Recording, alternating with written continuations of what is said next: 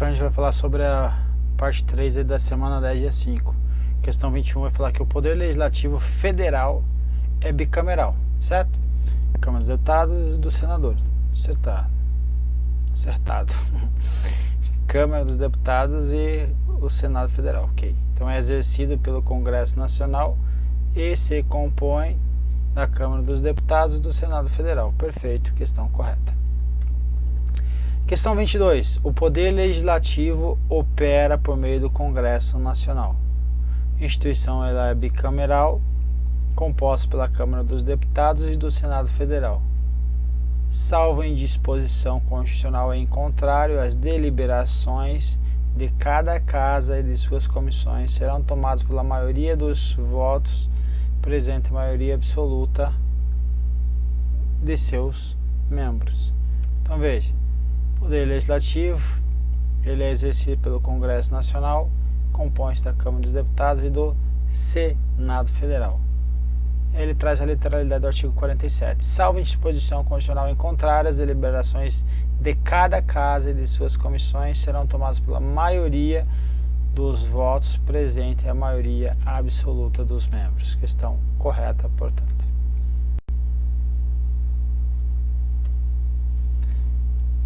Os senadores, representantes dos estados e do Distrito Federal são eleitos com 3 suplentes. O que é 3 suplentes? Não, são 2 suplentes, segundo o princípio majoritário. Perfeito. Então, errada a questão. Questão 24. Com relação ao número de representantes do Estado, quem são? Câmara dos Deputados ou Senado Federal? Senado Federal. Por quê? Representantes do povo são os deputados. Então, não há proporcionalidade rigorosa na composição do Congresso Nacional? Óbvio que há. Rigorosamente, 3 senadores por Estado. Artigo 46, parágrafo 1º, vai dizer que cada Estado e IDF elegerão 3 senadores com mandato de 8 anos. Questão 25. Essa aqui é a questão um pouquinho mais difícil, mas é tranquila. Olha, a possibilidade de prosseguimento do processo penal contra membro do Congresso Nacional instaurado no âmbito do STF sem a necessidade de licença prévia da casa a que ele pertença, conforme o entendimento do STF, aplica-se inclusive aos processos que já haja negado com o fundamento do texto constitucional anterior à emenda constitucional 35, o pedido para prosseguimento do processo. Então, o que aconteceu? Aqui em 2001, na emenda constitucional 35 de 2001, ela alterou o texto constitucional. Antes, para iniciar, certo? Iniciar um processo contra aí um membro, um processo penal contra um membro do Congresso Nacional. Aqui antes eu precisava da licença da respectiva casa. Agora veio a emenda constitucional, diz que não precisa da licença para iniciar, certo? Esse processo. Agora ele está me dizendo aqui, o STF está dizendo aqui, opa, se mudou, aquela que foi negada anterior à vigência da emenda constitucional, então ela não se aplica mais, certo? Ou seja, se aqui foi negado, agora veio uma emenda constitucional, agora aplicou o entendimento nesse caso anterior à emenda constitucional também. Ou seja, agora o STF pode também dar prosseguimento nesse processo, pode receber essa denúncia. Perfeito? Perfeito. Então essa questão está correta. Então o pedido de licença.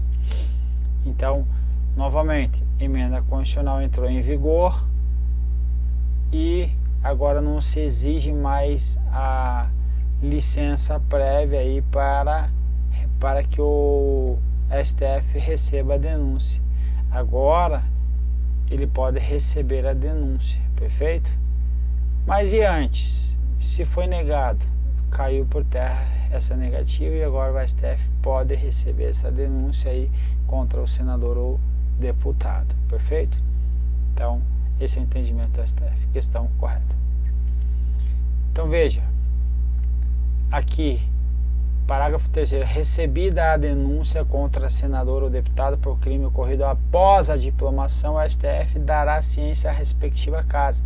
Então, veja, ele recebeu a denúncia e depois ele vai dar ciência à respectiva casa, que por iniciativa de partido político nela representado e pelo voto da maioria de seus membros, poderá até a decisão final sustar o andamento da ação.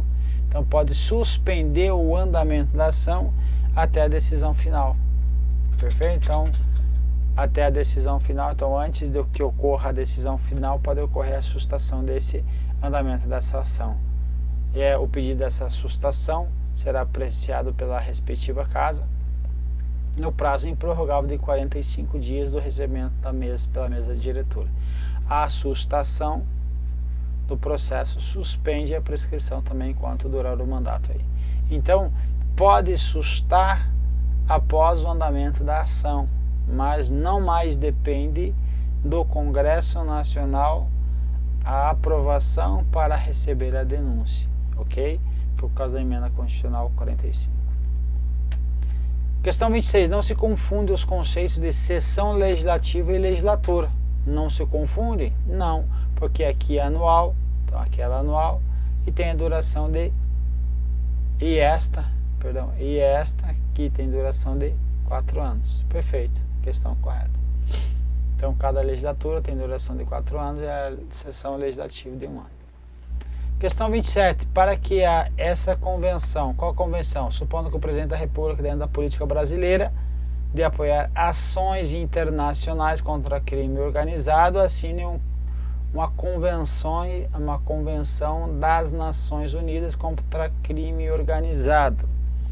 Então, para que essa convenção possa ser aplicada no Brasil, é preciso, entre outros atos, ser aprovado então aí pelo Congresso Nacional. Perfeito? Perfeito. Precisa sempre ser aprovado pelo Congresso Nacional. Lembrando que a competência exclusiva do Congresso Nacional é resolver definitivamente sobre tratados, acordos ou atos internacionais que acarretem encargos ou compromissos gravosos ao patrimônio nacional. E no caso que se fosse uma convenção, algo das Nações Unidas que tratasse sobre direitos humanos, ia ser também por emenda à Constituição, aprovada pelo Congresso Nacional também. Então, questão correta. Questão 28 é a identidade entre o significado prático de legislatura e o conceito teórico de sessão legislativa.